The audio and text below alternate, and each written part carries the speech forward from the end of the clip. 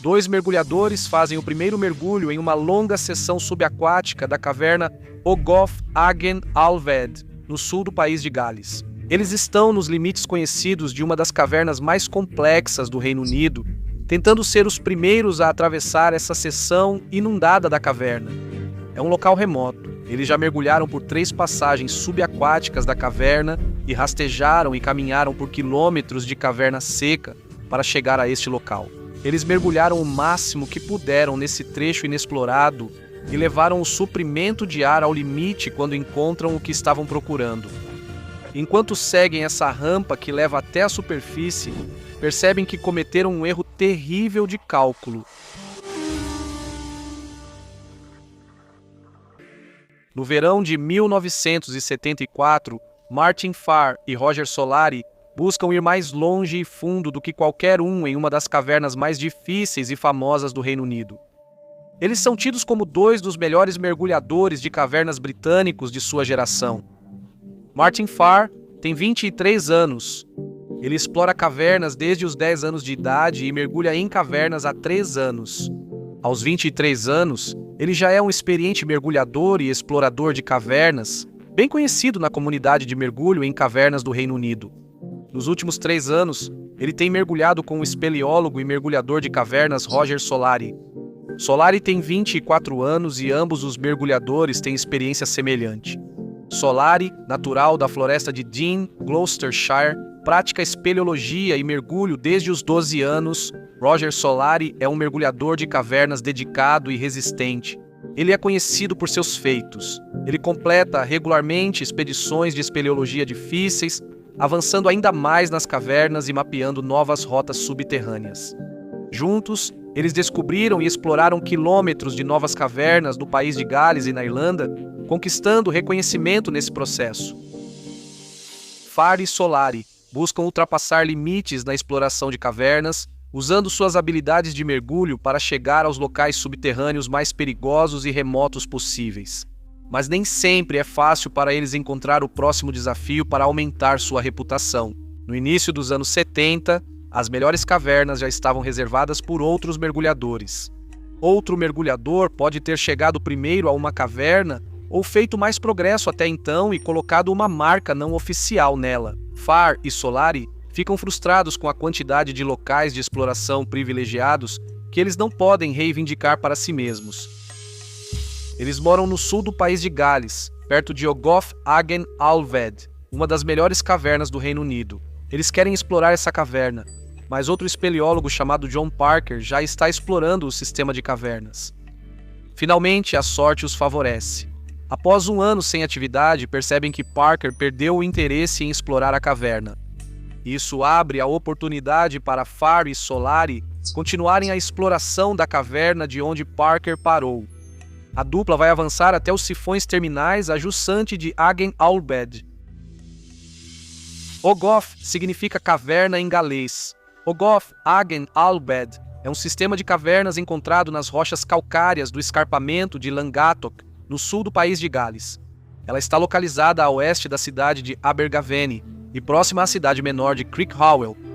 Com mais de 32 quilômetros de passagens mapeadas, é a 4ª caverna mais longa do Reino Unido. A caverna foi investigada pela primeira vez por um homem chamado Brian Price em 1949 e 1950. Só em 1957, o Clube de Espeleologia de Hereford atravessou o primeiro bloqueio de pedras da caverna, um amontoado de rochas que obstruía a passagem. Depois desse primeiro bloqueio de pedras, a caverna se abre em um sistema longo e complexo, com várias rotas para explorar. Ela possui passagens largas com poças, formações de calcário e trechos alagados. Além de popular para espeleologia, Agen Alved serve de abrigo para centenas de raros morcegos ferradura pequenos que se refugiam na caverna todo inverno. Após 1957, a próxima grande exploração de Agen Alved aconteceu quando John Parker começou a mergulhar nos sifões terminais a jusante da caverna, uma seção promissora da caverna que poderia oferecer quilômetros de terreno inexplorado, mas que está bloqueada para a exploração normal por sifões ou passagens submersas sob as águas. Eles podem ser longos ou curtos e podem ser estáticos, sem água corrente, ou ativos, com água fluindo continuamente por eles. Parker, junto com outros mergulhadores, vinha mergulhando pelos sifões em Aggen All-Wed para tentar expandir os limites conhecidos da caverna. Após atravessar um sifão, espeleomergulhadores costumam surgir em outra parte seca da caverna onde podem caminhar. E Parker achou pequenas áreas secas na caverna entre os sifões que mergulhou. Na última tentativa, Parker alcança o sifão 3. O ar de Parker fica escasso durante o mergulho, impedindo-o de alcançar o final do sifão para verificar se ele leva a uma nova área seca da caverna. Hoje, Aggen All-Wed é popular para espeleologia e oferece muito para explorar nas seções superiores, mesmo sem mergulhar pelos sifões. Para explorar a caverna, que é apelidada de Egg, os espeleólogos precisam de uma permissão para pegar a chave de entrada e devem assinar na entrada, informando qual rota vão seguir, caso se percam. Pelo que entendi, é uma caverna difícil. As áreas secas levam de 6 a 8 horas para ir e voltar. Passar pelos sifões terminais submersos a jusante já é outra história, e uma expedição como essa exigiria um bom planejamento. Vamos supor que uma das rotas normais leva 3 horas para entrar e 3 horas para sair, com uma mochila leve para água e comida. Solari e Farr precisam levar equipamentos de mergulho e cilindros para a caverna. Eles não conseguem carregar todo o equipamento sozinhos e precisam de um grupo para ajudar, que também necessita de suprimentos. Em maio de 1974, a dupla está pronta para partir. Eles têm tudo planejado e contam com um pequeno grupo de amigos que os acompanha, como Sherpas. Esses são amigos espeleólogos empolgados por participar da expedição e aprender ao máximo para futuramente liderar sua própria expedição. Pouco antes da expedição, Solari machuca o joelho. Ele não consegue atravessar o extenuante trecho de uma milha chamado Riacho do Sul, onde espeleólogos rastejam e se espremem até os sifões terminais a jusante, ainda mais carregando o equipamento necessário. Para a primeira viagem, eles decidem que Farr irá sozinho. Farr vai ver até onde chega na caverna nesta viagem e depois eles poderão explorar juntos futuramente. É comum mergulhadores de cavernas mergulharem sozinhos. A realidade é que assim que você entra em uma caverna para mergulhar, você está efetivamente por conta própria ou responsável por si mesmo, mesmo que haja outros mergulhadores na expedição. Imagino que Solari sentiu que estava perdendo algo. Eles planejavam juntos, mas por azar e uma lesão, Solari teve que ficar de fora. Em seu último mergulho, John Parker foi forçado a voltar enquanto mergulhava no terceiro sifão. O sifão 1 e o 2 são mais curtos do que o sifão 3, e Parker não tinha ar suficiente para continuar avançando no sifão 3 e conseguir voltar passando pelos sifões 2 e 1 no caminho de volta. Ele estava a pouco mais de 200 metros no sifão 3 quando resolveu voltar. Pelos meus cálculos, isso é mais longo do que o sifão 1 e 2 juntos. Você consegue imaginar atravessar uma longa caverna submersa e escura, torcendo a cada curva para encontrar um bolsão de ar? Ninguém nunca esteve lá antes e o túnel simplesmente continua sem parar. A certa altura, você acha que isso nunca vai terminar. Como explorador, você quer continuar, mas como uma pessoa racional, sabe que não tem ar suficiente para ficar vagando por túneis sem saber quando isso vai acabar. Farr leva cilindros extras nesta tentativa pelo terceiro sifão. Ele quer ter certeza de que tem ar suficiente para continuar e encontrar o fim. Ao entrar na água, ele não faz ideia se vai conseguir ir mais longe do que John Parker. Tenho certeza de que ele se perguntava até onde teria que ir, ou se haveria um bolsão de ar do outro lado. Talvez exista só um beco sem saída. Pelo menos ele poderia marcar o fim da caverna, mas talvez haja mais, e é isso que dá emoção. À medida que ele se aproxima do ponto em que Parker voltou, ele deve estar se perguntando até onde precisa ir para descobrir. Acontece que não é tão longe assim. 30 metros após o limite de Parker, ele emerge. O terceiro sifão tem 259 metros de extensão. Depois que ele emerge do outro lado, ele é a primeira pessoa a descobrir uma nova seção seca da caverna. Da água, ele ilumina a caverna com sua lanterna e vê uma passagem enorme que desaparece na escuridão. Ele sai da água, deixa o equipamento e entra na caverna. Imagino que esse seja o tipo de descoberta com que mergulhadores de caverna sonham. Ele é a primeira pessoa a ir onde está e Solari perde essa descoberta excepcional. Há longos trechos de passagens amplas, é fácil caminhar por elas, com interessantes formações de calcário e rochas. Há trechos em que ele precisa passar com cuidado por fendas estreitas e depois há áreas escuras, profundas e parcialmente alagadas. Esta nova seção da caverna segue por 550 metros até o teto começar a baixar. É aqui que Far encontra outro sifão submerso, o sifão número 4 de Agen Alved.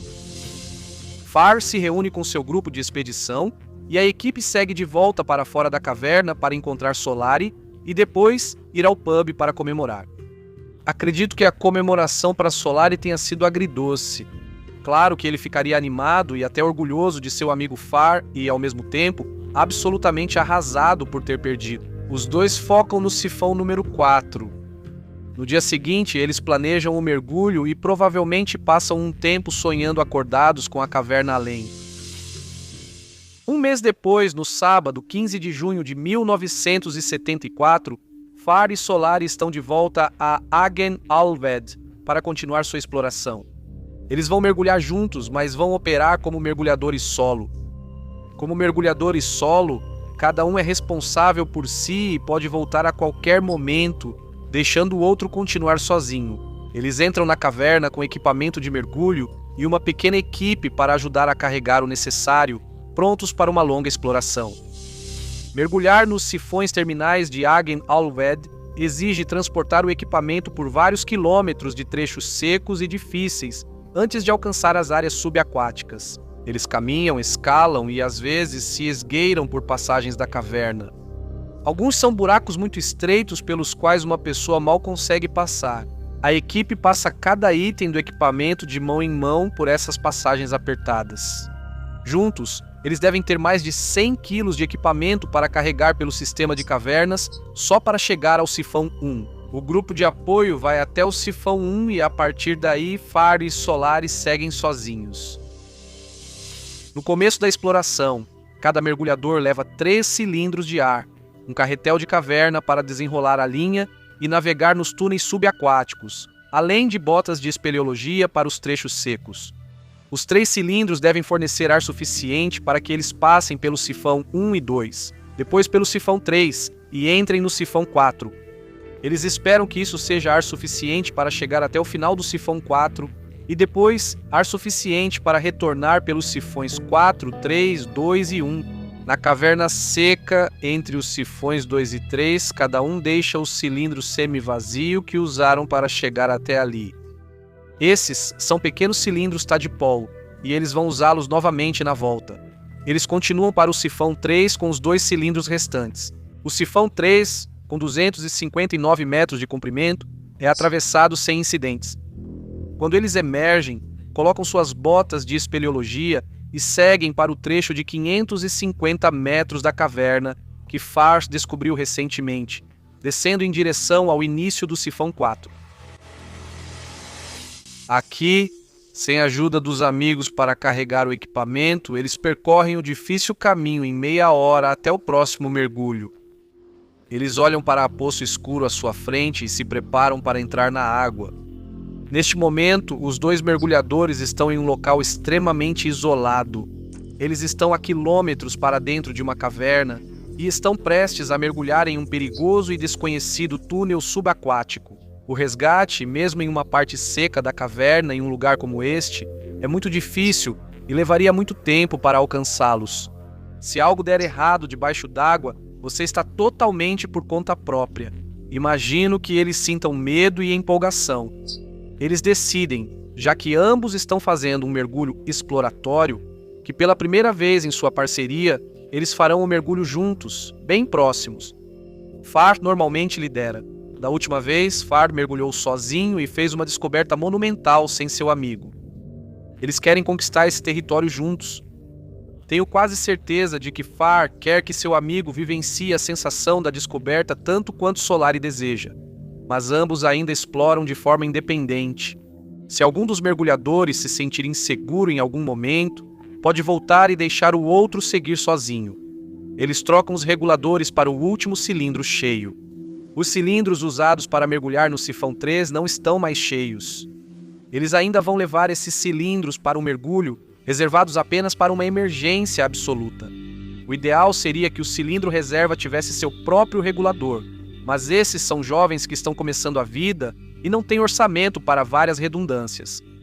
Se precisarem do ar do cilindro reserva, devem usar o regulador do cilindro principal. É difícil trocar para o cilindro reserva debaixo d'água.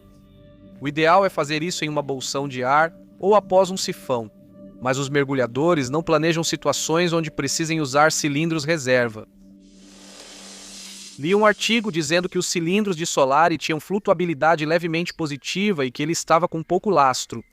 Cilindros de alumínio tendem a ser levemente positivos, especialmente no final do mergulho, quando não há tanto ar dentro deles. O alumínio é mais leve do que o aço.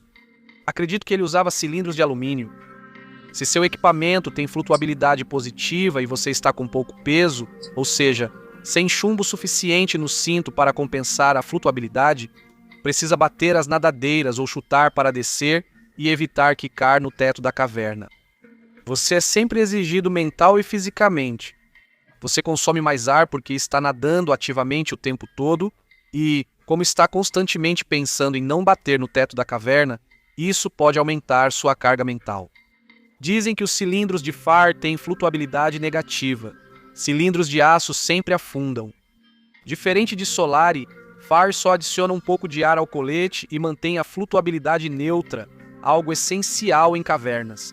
Você não desperdiça energia nadando para baixo e tem uma preocupação a menos para ocupar sua mente, o que permite que você se concentre em tomar as melhores decisões possíveis. FAR normalmente mergulha primeiro, seguido por Solari. Foi assim que o trabalho em equipe deles evoluiu. Eu não tenho certeza exatamente do porquê. É possível que FAR tenha mais equipamentos ou seja um pouco mais experiente do que Solari. Mergulhando no SUMP 4, Solari parte primeiro. Eu imagino que, como FAR mergulhou sozinho no SUMP 3 e descobriu a incrível passagem entre o SUMP 3 e o 4, agora ambos querem que Solari seja o primeiro a entrar na próxima caverna. Solari desenrola sua cabo-guia do carretel de mergulho enquanto avança, usando-a para marcar o caminho pelo túnel submerso. Solari tem 122 metros de linha e FAR, que está logo atrás dele, está carregando mais 300 metros de linha. Embora seja uma estimativa, ambos estão prevendo que o mergulho no sifão 4 será longo. Depois de cerca de 4 ou 5 minutos, Solari começa a sinalizar que está tendo problemas com os seios nasais. Isso acontece frequentemente com Solari quando ele mergulha em grandes profundidades. É algo com que ele já teve que lidar antes. FAR sinaliza que, se algo der errado, ele deve voltar, mas Solari parece determinado e continua avançando ainda mais no sifão 4 à frente de FAR, colocando sua linha enquanto avança.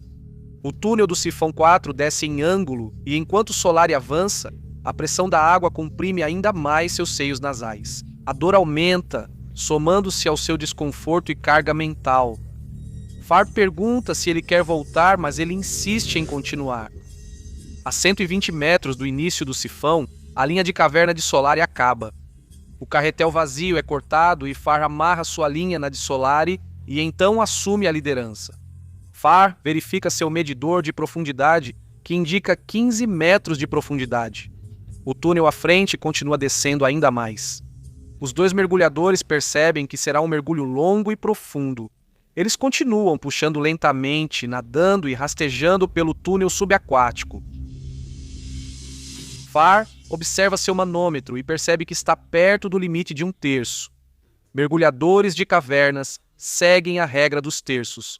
1/3 do ar no seu cilindro é para a ida, 1/3 para a volta e 1/3 é reservado para emergências.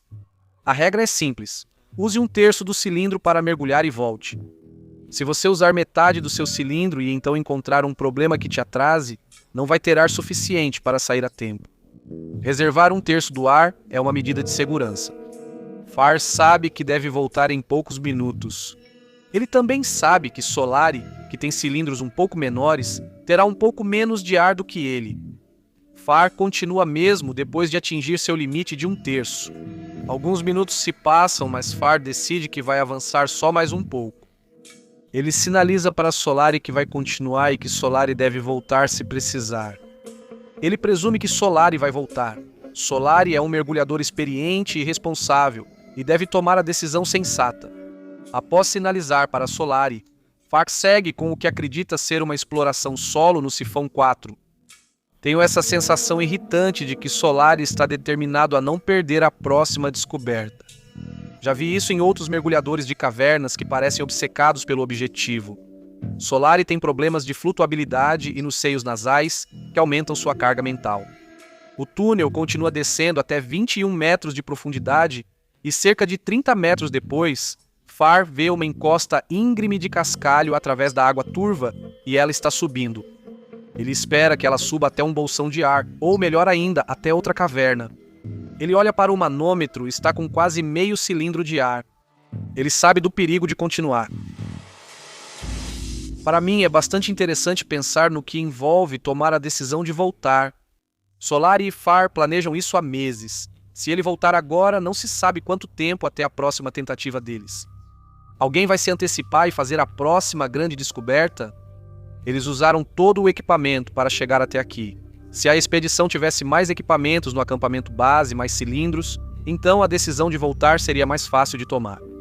Far já fez uma grande descoberta e provavelmente há uma certa pressão sobre ele para continuar fazendo novas descobertas. Então, há um grande incentivo para ir um pouco mais longe. E além disso, se ele encontrar ar, ele terá tempo para parar e descansar. Ele terá tempo para clarear a mente e então poderá rapidamente seguir a linha de volta à incrível caverna que descobriu na tentativa anterior.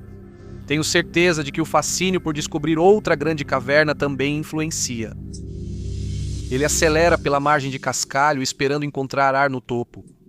Enquanto ele sobe, ainda parece que a margem de cascalho vai continuar até a superfície. Ele verifica o profundímetro, 1 metro de profundidade. Ele está logo abaixo da linha d'água. Ele procura por um bolsão de ar seguindo mais adiante na caverna. Far está tão perto da superfície da água que pode estender a mão e tocá-la. Mas tudo o que ele vê é o teto da caverna logo abaixo da água. Ele olha para a direita e vê o topo da caverna se estendendo no mesmo nível, sem nenhum ar à vista. Ele decide apostar ainda mais alto no que já é um risco. Ele nada na direção em que está olhando, esperando que o topo da caverna suba em direção a um bolsão de ar. Ele continua seguindo pelo teto da caverna. Em vez de subir, a caverna desce para um nicho e, após menos de 10 metros, ele encontra uma parede vertical. Far está em apuros, não há ar. Ele olha para o manômetro e tem menos de meio tanque restante. Ele tem o tanque reserva do Sifão 3, mas quer evitar trocar o regulador debaixo d'água se possível.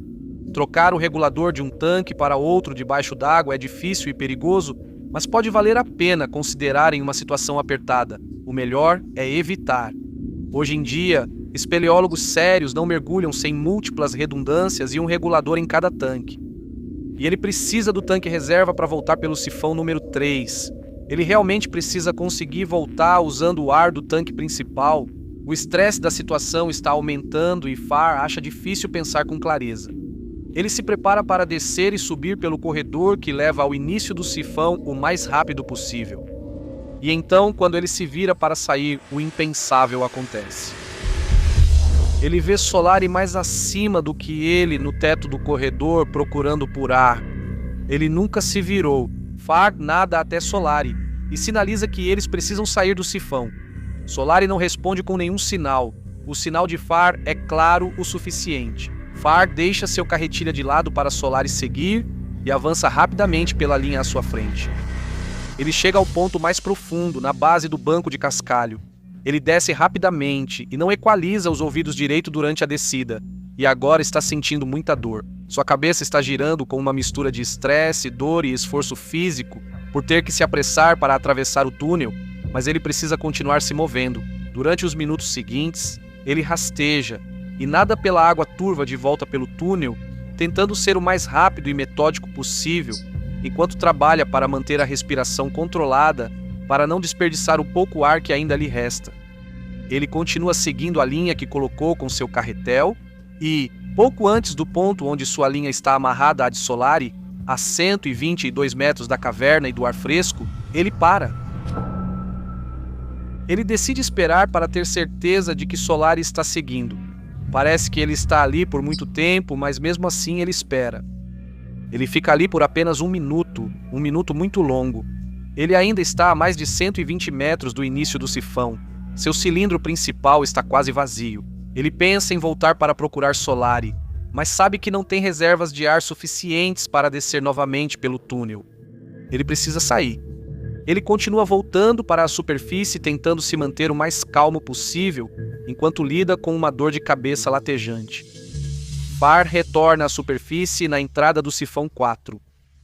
No momento em que ele rompe a superfície, sente um alívio incrível. A dor nos ouvidos é excruciante e ele está com uma forte dor de cabeça.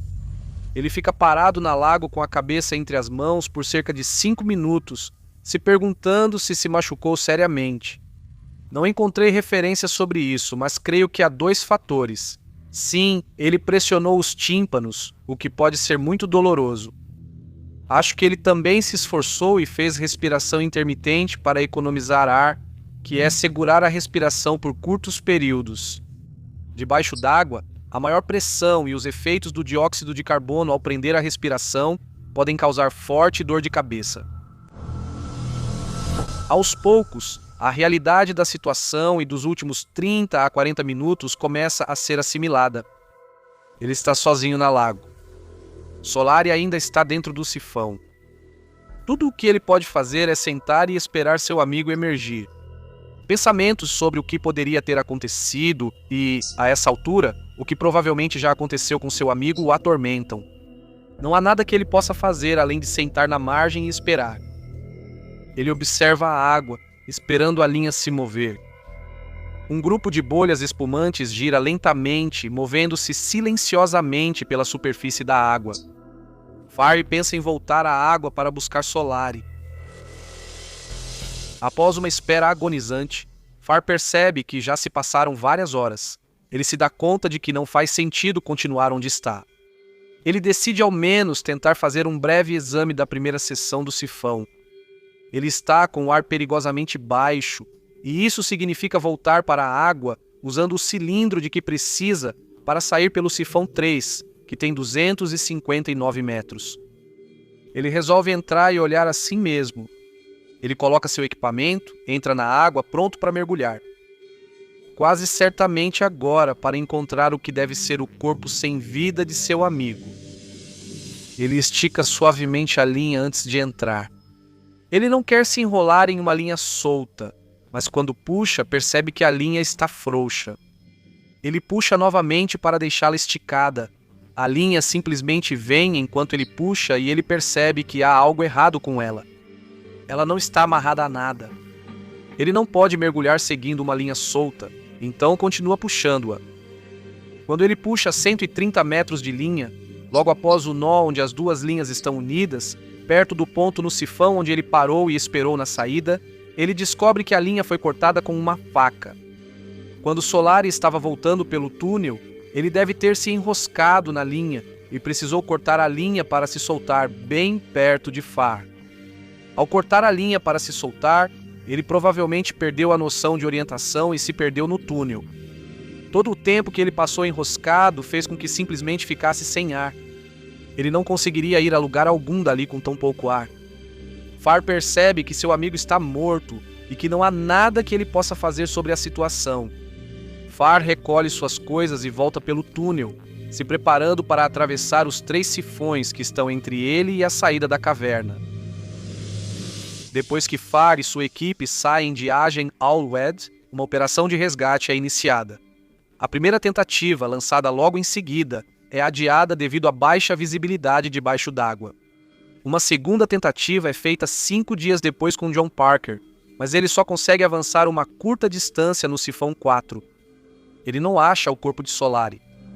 Novas tentativas de busca são feitas e, no total, 2.760 horas homens são gastas procurando por Roger Solari. Apesar desses esforços, o corpo dele não é encontrado. 7 anos após o incidente em 1981, Farr faz outro mergulho no sifão número 4 de Agen Alved. Ele achou a experiência traumática. Ele avança 215 metros dentro da caverna sem encontrar um bolsão de ar antes de recuar. Ele não acha o corpo de Solari. 5 anos depois, em 1986, os mergulhadores Ian Rowland e Julian Walker fazem um avanço importante no quarto sifão. Eles encontram o corpo de Roger Solari a 220 metros dentro do sifão, logo além dos limites anteriores de Farr. Mas é perigoso demais recuperar o corpo quando eles já estão com pouco ar em um local tão remoto e extremo. Eles deixam o corpo de Solari e ele permanece dentro do sifão número 4 até hoje. Martin Farr tornou-se um mergulhador de cavernas de renome mundial, quebrando recordes e participando de mergulhos inovadores. Hoje, ele ensina mergulho em cavernas e escreveu vários livros sobre sua experiência. Vou deixar o link do livro dele sobre esse mergulho abaixo.